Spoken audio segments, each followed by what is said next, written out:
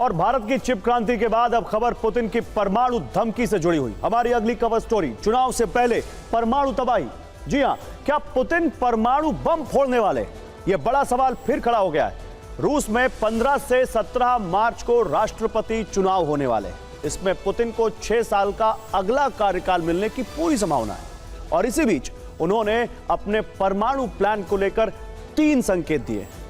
एक इंटरव्यू में उन्होंने कहा कि रूस परमाणु अटैक के लिए तैयार है। एक सीक्रेट फाइल के हवाले से कहा जा रहा है कि पुतिन तीसरे विश्व युद्ध के लिए तैयार हैं। स्पुतनिक से बातचीत में पुतिन ने रूस की एवनगार्ड हाइपरसोनिक मिसाइल का नाम लिया और कहा कि इसे रोकना मुश्किल ही नहीं, नामुमकिन है। आखिर पुतिन के दिमाग में चल क्या रहा है? चुनाव से ठीक पहले पुतिन को यह संकेत क्यों देने पड़े?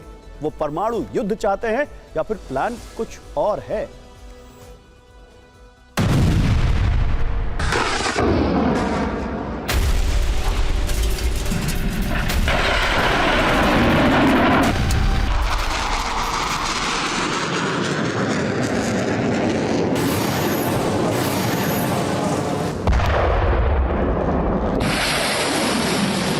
क्या रूस यूक्रेन युद्ध की आग और भड़कने वाली है?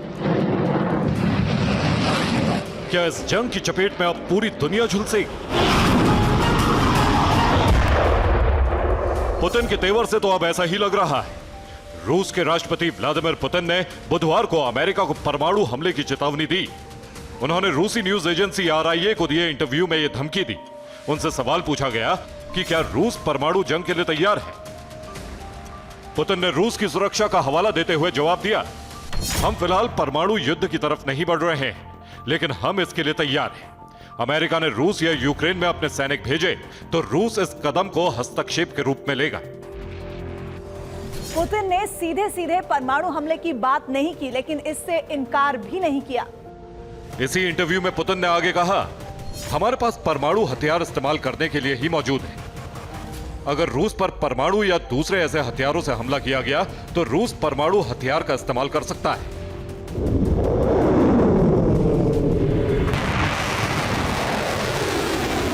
पुतिन ने परमाणु प्लान पर तब बोला जब यूक्रेन की इंटेलिजेंस एजेंसी उनके नाटो विनाश का ब्लूप्रिंट लीक करने का दावा किया है। इस सीक्रेट फाइल के मुताबिक पुतिन ने नाटो पर हमले और तीसरे विश्व युद्ध की तैयारी कर ली है, जिसके लिए 5 स्टेप का प्लान तैयार है। माना जा रहा है कि यूक्रेन में नाटो सेना को उतारना इस विनाश का ट्रिगर पॉइंट होगा। इस दस्तावेज पर पुतिन की मोहर भी लग चुकी है। पुतिन के समर्थक दावा कर रहे हैं कि 4 नाटो देश सीधे सीधे परमाणु टारगेट पर हैं। इनके नाम फ्रांस, जर्मनी, पोलैंड और ब्रिटेन है। पुतिन नाटो पर यूं ही नहीं भड़के।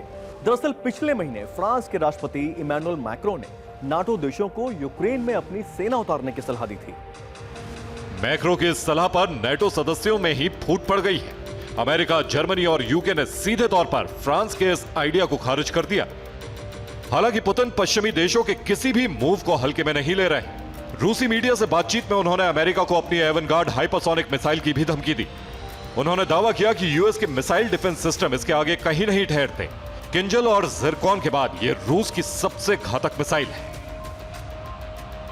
एवनगार्ड मैक 27 की स्पीड वाली मिसाइल है। रूस के मुताबिक इसकी रफ्तार 32,000 किलोमीटर प्रति घंटे से भी ज्यादा है।